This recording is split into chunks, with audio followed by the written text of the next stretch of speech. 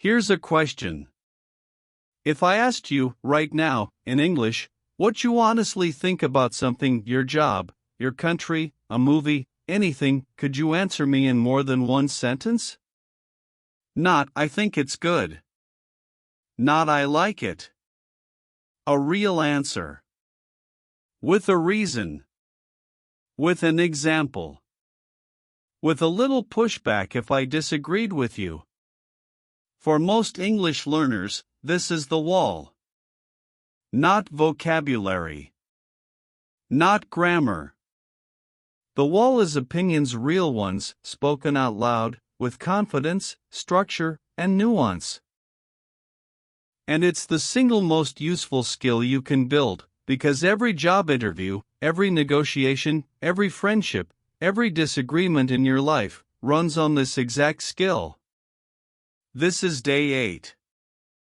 And today, we're doing something different. Beat. Slight shift in energy. Think about the last time you really admired how someone talked. Not what they said necessarily, how they said it. Chances are, they didn't sound uncertain. They didn't just agree with everyone in the room to keep the peace. They had a point of view, they explained it clearly, and when someone pushed back, they didn't collapse or get defensive, they engaged with it. That quality has a name, and it's not advanced vocabulary. It's opinion fluency. And it's completely learnable, piece by piece, starting today. Hey, welcome back to Channel English Tom, and this is day 8 of our English speaking series, Expressing Opinions in English.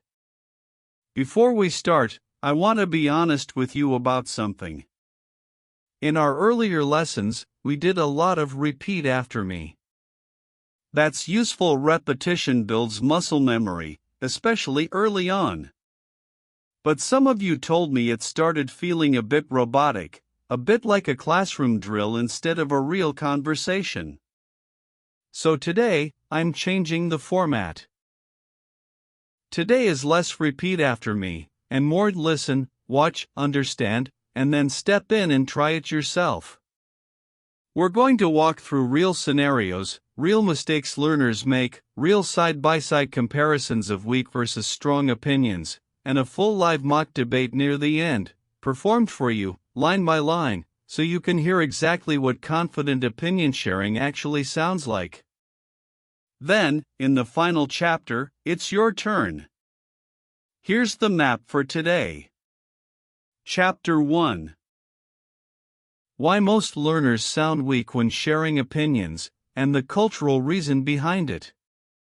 Chapter 2. The actual anatomy of a strong opinion, the invisible structure underneath every convincing sentence you've ever heard. Chapter 3. 3 different registers of opinion: language, casual, professional, and academic, because how you disagree with your best friend should not sound like how you disagree with your boss. Chapter 4. Handling disagreement like a native speaker, gracefully, without conflict. Chapter 5. A full mock debate, performed live, broken down piece by piece. And Chapter 6. Your turn, a real challenge, where you build and defend your own opinion, start to finish. This is a 50-minute lesson, and it's dense, so get comfortable, and let's raise the level. Chapter 1 starts now. Chapter 1. Why most learners sound weak when sharing opinions. Let's start with something uncomfortable but useful. Here is a real, common pattern I hear from intermediate English learners, almost every single day. Question: what do you think about working from home? Typical answer: I think it's good. It's more comfortable. I like it.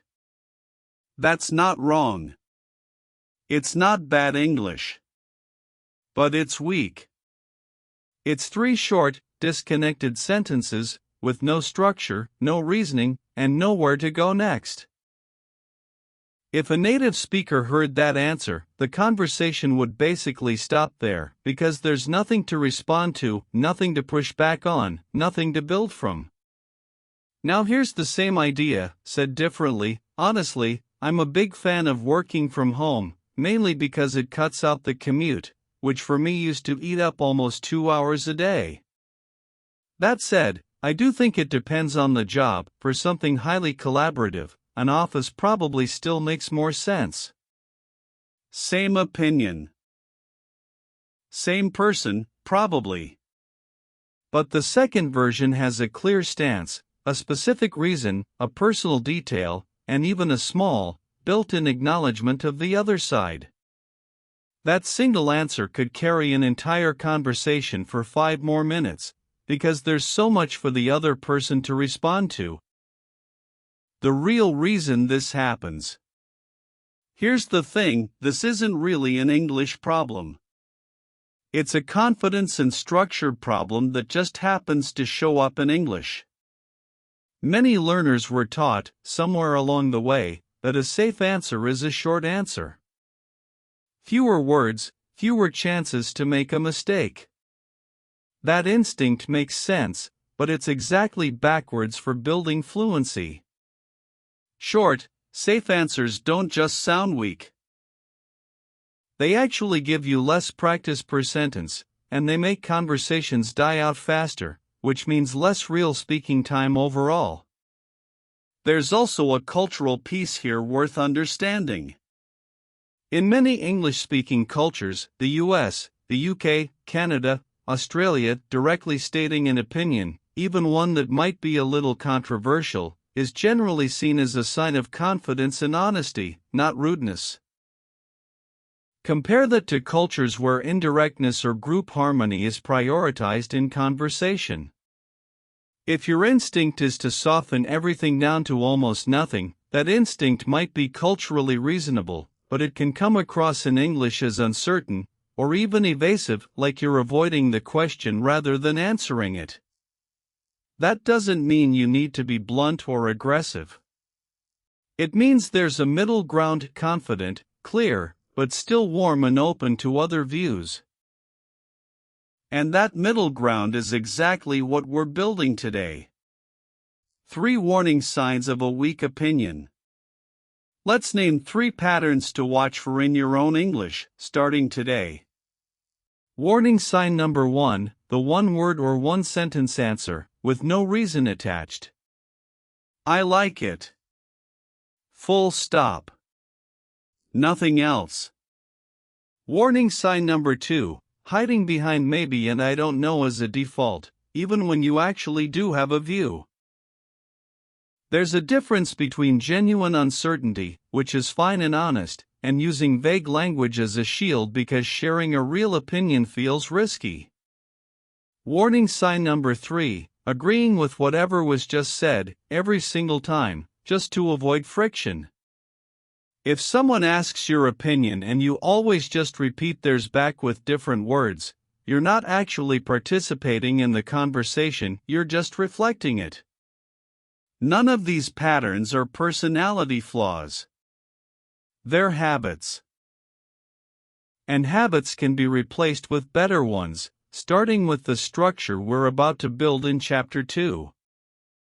A quick test, spot the weak answer. Let's run through a quick comparison exercise, because seeing the difference clearly, side by side, is often more useful than just hearing rules about it. Question: do you think it's better to buy a house or rent one?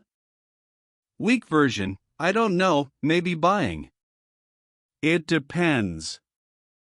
Stronger version: if I had to pick, I'd lean toward buying, mainly because rent in my city just keeps climbing every year with nothing to show for it long term. I'll admit, though, renting gives you way more flexibility if your job or life situation changes quickly. Notice something interesting: the stronger version still includes uncertainty and nuance. It's not aggressive or overconfident. The difference isn't confidence versus doubt. The difference is structure versus no structure. A well-structured answer can absolutely include doubt, hesitation, and multiple sides as long as it's built, not just left blank. Here's one more comparison, this time about food. Question: what do you think about eating meat every day? Weak version: it's not good. Too much meat is bad. Stronger version: personally, I've cut back on eating meat every day, mainly for health reasons. My doctor actually recommended it after a checkup a couple of years ago. That said, I don't think it needs to be all or nothing for everyone. Moderation seems to work fine for a lot of people. Same underlying belief. Completely different level of depth, personality, and conversational value. This is the shift we're making today, not changing what you believe, but changing how fully you're allowed to express it. Chapter 2: The Anatomy of a Strong Opinion. Every genuinely convincing opinion you've ever heard, from a friend, a coworker, a debate on television, follows a hidden structure underneath the words. Let's take that structure apart, piece by piece, so you can build it yourself, on demand, on any topic. Piece 1: The stance. This is your clear, direct position. Not maybe, not it depends as your entire answer and actual stance. Strong stance openers sound like this. Honestly, I really think, my honest take is, if you ask me, I'm fairly convinced that. Notice these are direct, but not harsh. They signal, this is genuinely what I think, without sounding like you're issuing a command. Piece 2: The reason. A stance without a reason is just a preference, floating in the air, with nothing to hold on to. The reason is where real fluency lies, because reasons force you to use more complex, connected language. Reason connectors sound like this, mainly because, the main reason is, what really convinces me is, a big part of it is. A stance plus a reason instantly doubles the depth of your answer, and gives the other person something concrete to respond to. Piece 3: The specific example. Abstract opinions are forgettable. Specific examples are what people actually remember and respond to. Compare I think exercise is important to I think exercise is important. For me, even a 20-minute walk in the morning completely changes my focus for the rest of the day. The second version is instantly more human, more believable, and much more interesting to respond to. Piece 4: The qualifier. This is the piece most learners skip entirely, and it's often the most powerful one because it shows nuance, maturity, and confidence all at once. A qualifier acknowledges the other side, or a limit to your opinion, without weakening your overall stance. Qualifier language sounds like this: that said, of course, I could be wrong, but I will admit there's a downside, though, it's not perfect, but overall. Adding a qualifier doesn't make you sound less confident. Counterintuitively, it makes you sound more credible, because it shows you've actually thought about the topic from more than one angle. Putting all four pieces together. Let's build a complete, four-piece opinion, live, on the topic of social media. Stance: honestly, my honest take is that social media does more harm than good for teenagers specifically. Reason: mainly because the comparison culture on those platforms is really intense at that age. Example: I've seen it firsthand with my younger cousin, who started changing her whole personality based on what got likes online. Qualifier. That said, I don't think the answer is banning it completely. I think it's more about teaching media literacy early. Listen to how that sounds as one flowing answer. Honestly, my honest take is that social media does more harm than good for teenagers specifically, mainly because the comparison culture on those platforms is really intense at that age. I've actually seen it firsthand with my younger cousin, who started changing her whole personality based on what got likes online. That said, I don't think the answer is banning it completely. I think it's more about teaching media literacy early. That's 4 sentences. It took about 15 seconds to say. And it completely changes how a conversation unfolds, compared to, I think social media is bad. This is the real skill, not memorizing more vocabulary, but building this exact shape, stance, reason, example, qualifier, on any topic, on demand. Now it's your turn to try building one. Live. Pick any topic. Coffee, your hometown, your job, anything, and build a full stance, reason, example, and qualifier, out loud, right now, using the connectors we just practiced. A second worked example, faster this time. Let's build one more, on a completely different topic, a little faster this time, to show how quickly this structure can actually be assembled once it becomes automatic. Topic: is it better to travel to many countries briefly, or fewer countries for longer periods? Stance: my honest take is that fewer countries, for longer, wins every time. Reason: mainly because you actually get to understand a place, instead of just collecting photos of it. Example: I spent 3 weeks in one small town in Portugal last year, and I learned more about daily life there than I did in a rushed, 5-country trip the year before. Qualifier: of course, if it's your first big trip ever, seeing a few different places quickly does have its own value too. Full flowing version: my honest take is that fewer countries, for longer, wins every time, mainly because you actually get to understand a place, instead of just collecting photos of it. I spent 3 weeks in one small town in Portugal last year, and I learned more about daily life there than I did in a rushed, 5-country trip the year before. Of course, if it's your first big trip ever, seeing a few different places quickly does have its own value too.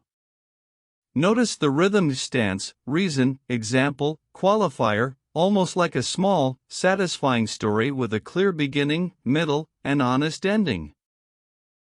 Once this shape becomes familiar, you'll start building it automatically, on any topic, without consciously thinking through each piece. Extra Connector Toolkit. Here's a slightly bigger bank of connector phrases for each piece, so you're not stuck repeating the exact same ones every time.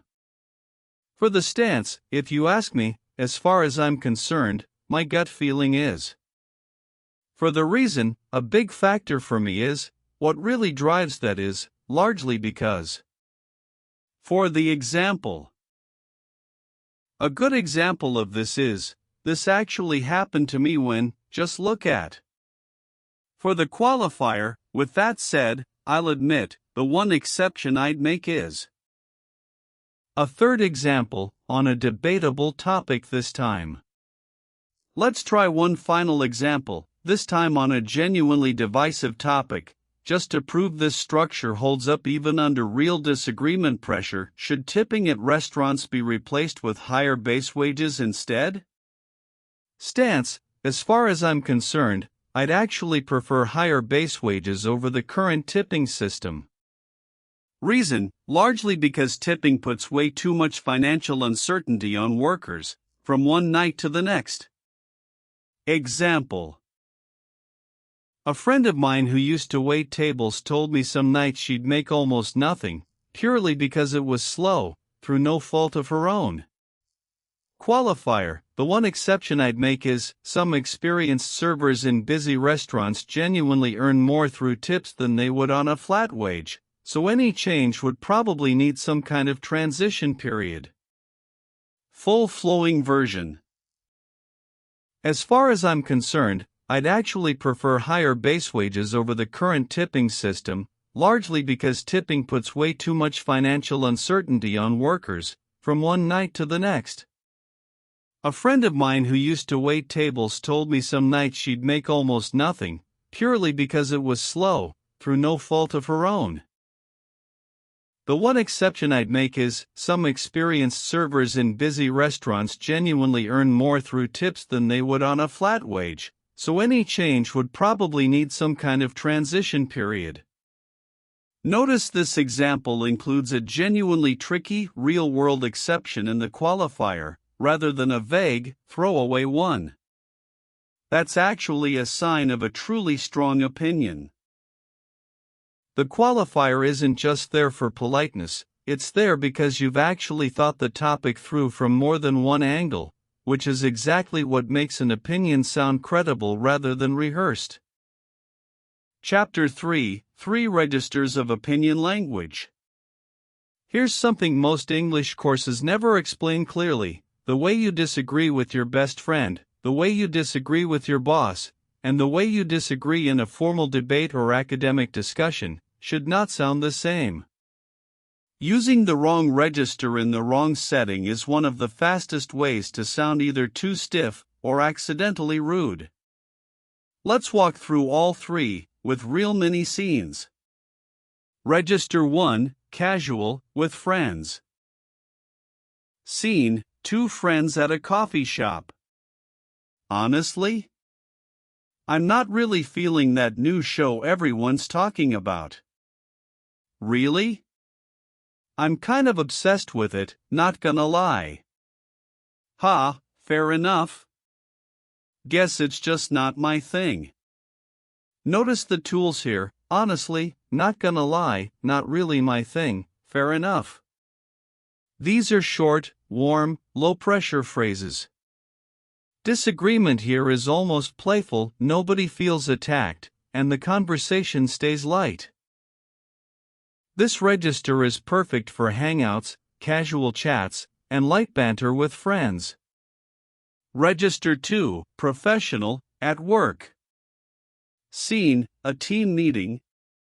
I hear where you're coming from, but I'd actually push back a little on the timeline. I think 2 weeks is a bit tight, given the current workload. That's fair. What would you suggest instead? I'd propose 3 weeks, just to build in some buffer for testing. Notice the tools here. I hear where you're coming from, I'd push back a little, I'd propose. This register is respectful, structured, and solution-focused. It disagrees with the idea, never with the person, and it almost always offers an alternative, rather than just criticism. This is the exact register you want in meetings, emails, and professional discussions. Register 3, academic or formal debate. Scene: a structured discussion. While I understand the argument for stricter regulation, I would contend that the evidence doesn't fully support that conclusion. Could you elaborate on that? Certainly, several recent studies suggest the opposite trend, which raises questions about the original claim. Notice the tools here: I would contend, the evidence doesn't fully support, could you elaborate, raises questions about. This register is precise, evidence-based, and formal. It's for presentations, academic settings, structured debates, or serious professional discussions where precision matters more than warmth. Why mixing these up is a real problem. Here's a genuinely common mistake: using the academic register with a close friend. Saying "I would contend that your assessment is flawed" to your friend about a movie doesn't sound smart, it sounds oddly cold and distant, almost like you're reading from a textbook. The opposite mistake is just as real: using the casual register in a serious business meeting. Saying "nah, that's not really my thing" to your manager about a company strategy can come across as dismissive and unprofessional. The skill isn't memorizing one correct way to disagree. The skill is reading the room and switching registers naturally, the same way you probably already do in your own native language without even thinking about it. Try this now: take one opinion, any opinion, and say it 3 different ways, out loud, once casually, to a friend, once professionally, to a colleague, and once formally, in a debate style. Notice how differently each one feels in your mouth, even though the underlying opinion never changed. One more layer, mixing warmth into the professional register. There's a common myth that professional English has to sound cold or robotic. It doesn't. The best professional communicators actually blend warmth into the structured, respectful register we just practiced. Listen to this slightly warmer version of the earlier work meeting scene. Scene, the same teen meeting, warmer tone. Honestly, I really appreciate you putting this timeline together. I can tell a lot of thought went into it. I do want to gently push back on one part, though, if that's okay. 2 weeks feels a bit tight to me, mainly because testing usually surfaces a few surprises we can't fully predict right now. No, that's totally fair. I appreciate you flagging it. Would 3 weeks feel reasonable to you? That would give us a bit of breathing room for testing, without losing much momentum. Notice the extra warmth here. I really appreciate, if that's okay, gently push back. None of this weakens the actual disagreement. The person still clearly says the timeline is too tight, but it wraps the disagreement in genuine respect and warmth.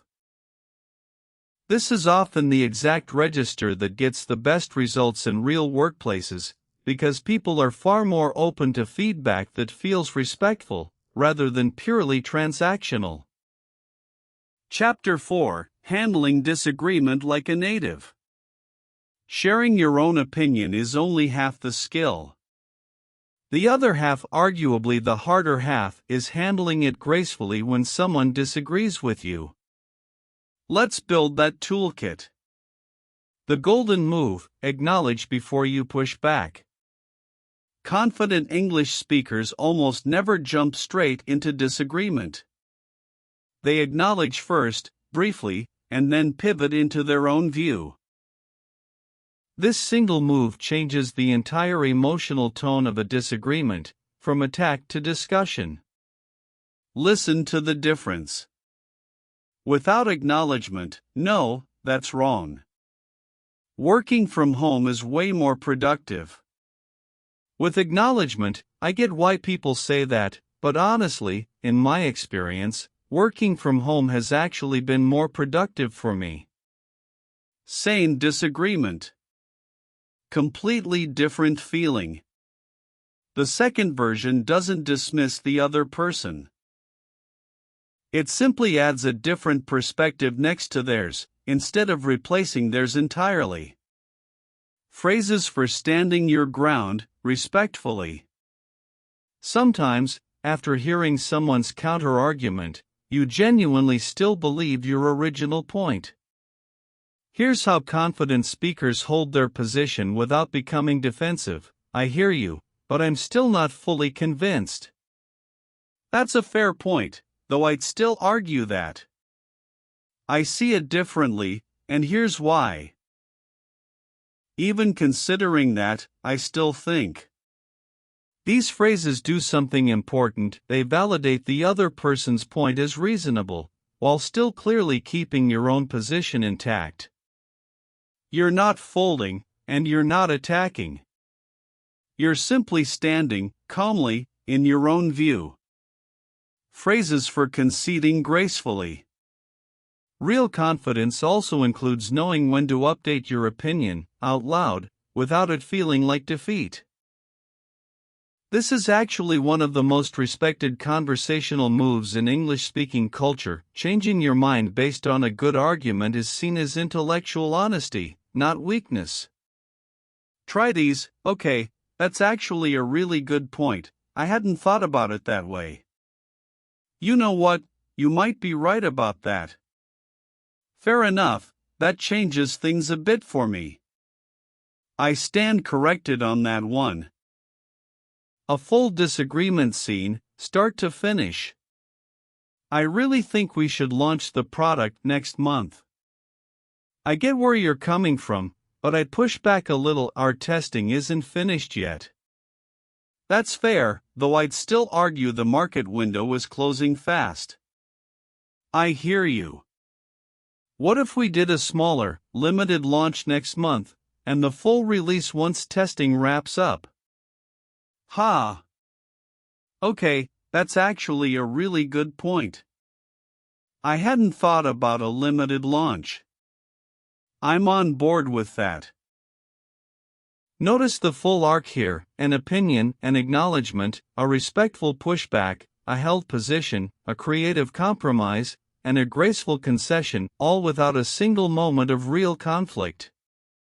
This is what disagreement actually sounds like between two confident, mature English speakers. A second scene, when you're the one who disagrees first. Sometimes you're not responding to someone's idea, you're the one raising a concern first, which can feel even more intimidating. Here's how that sounds, done well. So we're thinking of road tripping across 3 countries in 5 days. Oh, that sounds fun. Can I be honest about something though? 5 days for 3 countries sounds really rushed to me. You might spend more time driving than actually seeing anything. Yeah, we hadn't really thought about the driving time. Yeah, totally your call either way. I just didn't want you to plan it and then feel disappointed once you're there. Maybe 2 countries would give you more breathing room? Actually, that's a really good point. Let's look at just doing 2. Notice the phrase, "Can I be honest about something?" This is a wonderful, gentle way to introduce a concern or disagreement before it even fully arrives, giving the other person a small moment to prepare for it emotionally. Combined with "totally your call either way," which respects their ownership of the decision, this entire disagreement feels like genuine care, not criticism.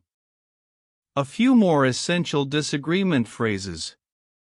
A few more tools worth having ready. I could be wrong here, but.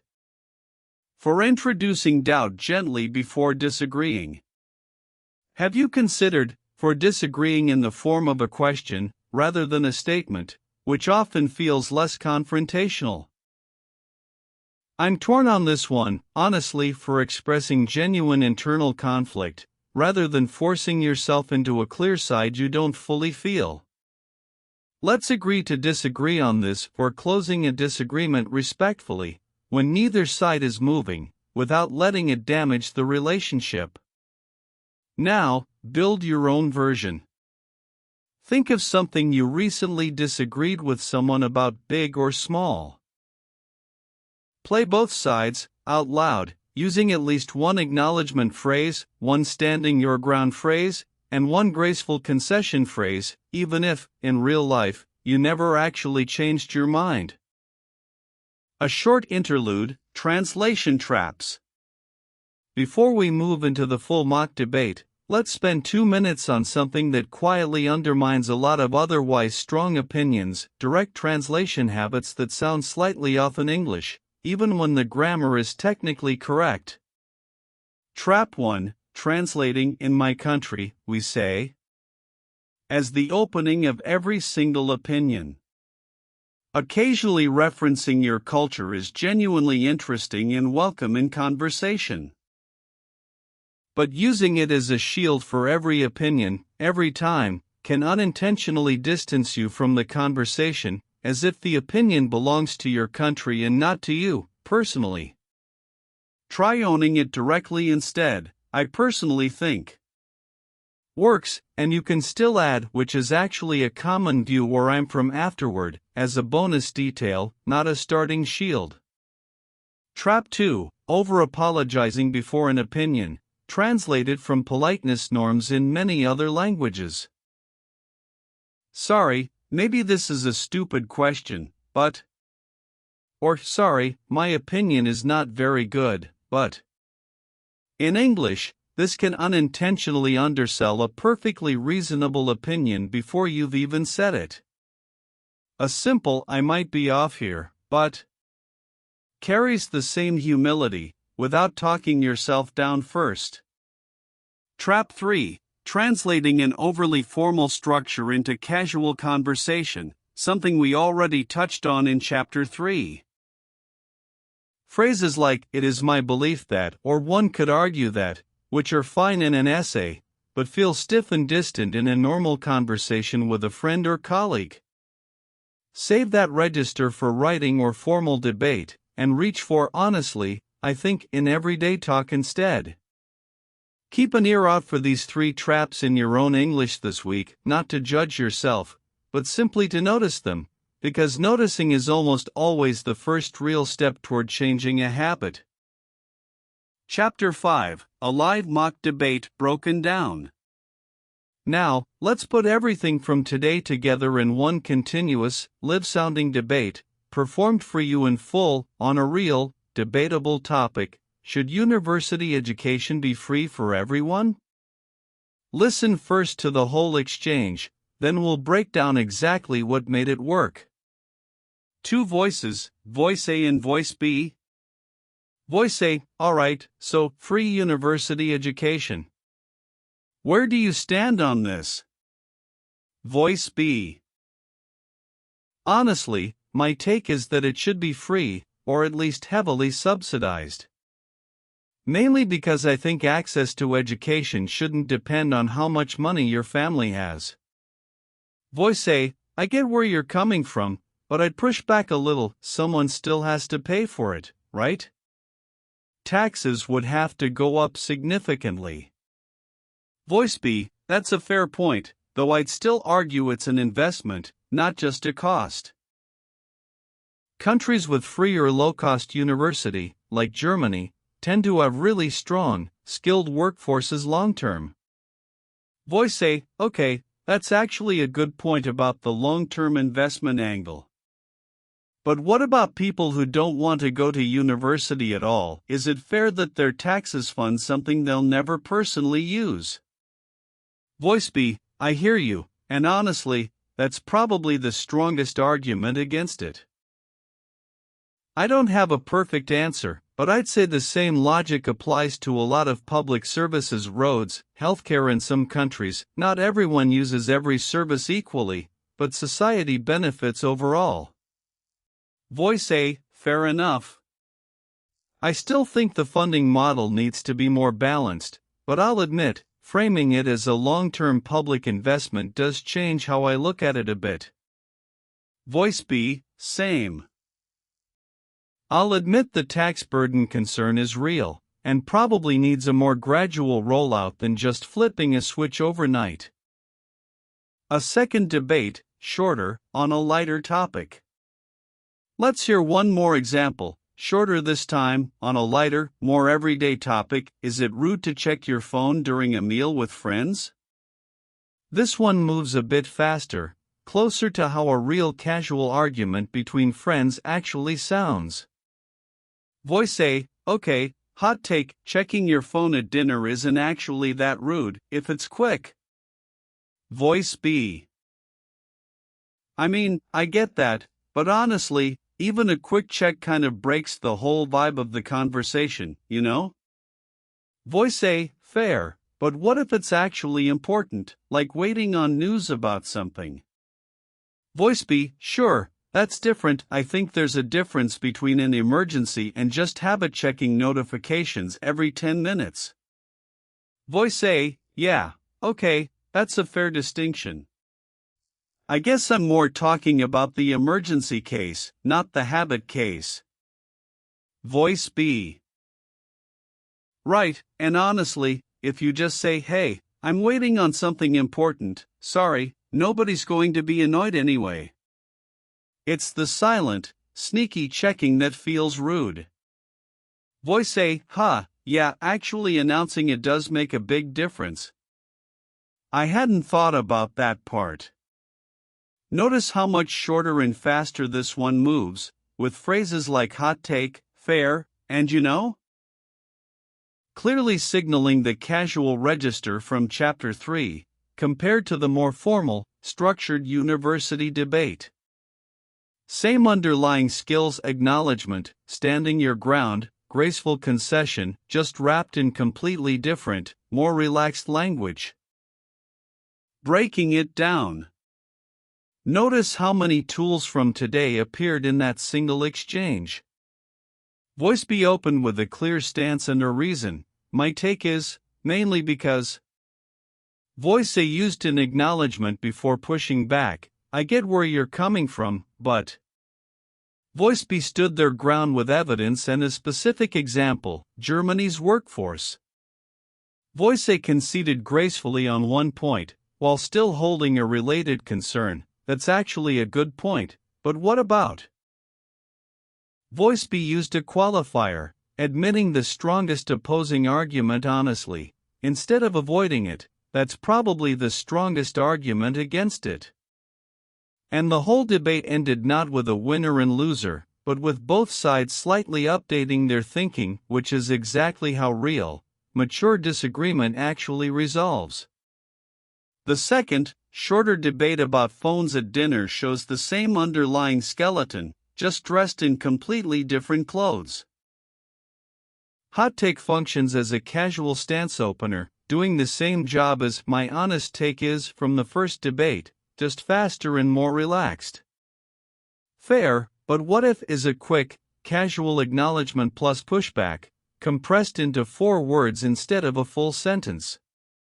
And the ending, I hadn't thought about that part, is a casual concession, doing exactly the same emotional work as. That's actually a good point from the university debate, just with less formality.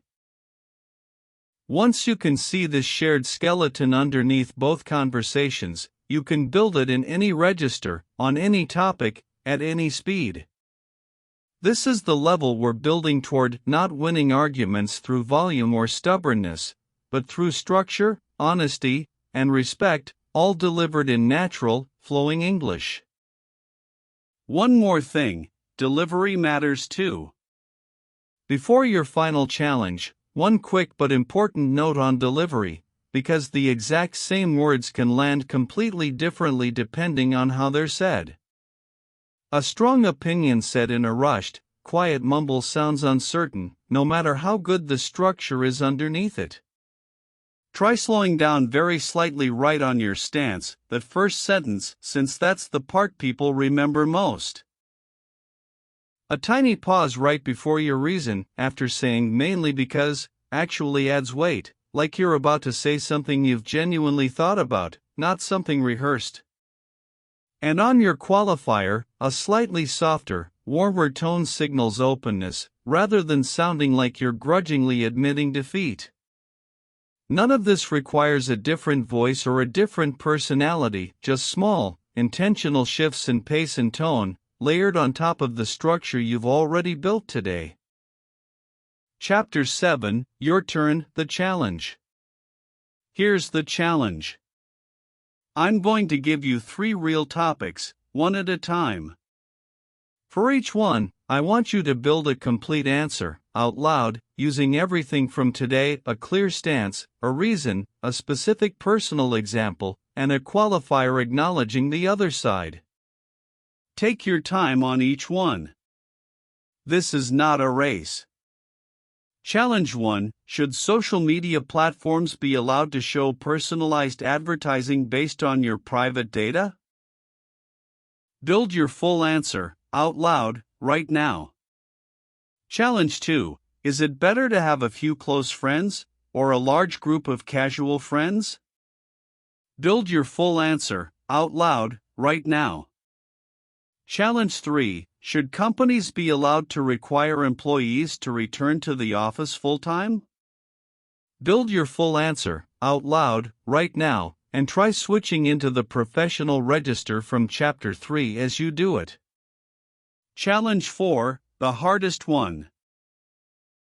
Imagine someone completely disagrees with the answer you just gave for Challenge 3. Respond to their disagreement, out loud, using an acknowledgement phrase, a way of standing your ground or conceding gracefully, whichever feels honest to you. If you actually did all 4 of those, out loud, with real sentences, take a moment to notice something. You didn't repeat words after me today.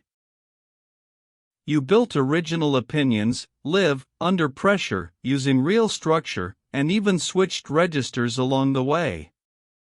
That is an entirely different, higher level of skill than repetition, and it's exactly the skill that real conversations, real interviews, and real relationships actually require. One last, optional challenge: if you have a little more energy, go back to challenge 1, about personalized advertising, and this time, deliver your same answer twice. Once in the casual register, and once in the professional register, back to back. Notice how much control you now have, not just over what you say, but over how it lands, depending on who's listening. Let's quickly look back at what we built today, in Day 8.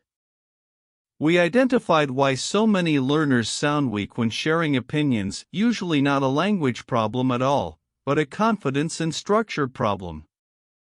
We built the 4-piece anatomy of a strong opinion: stance, reason, example, and qualifier.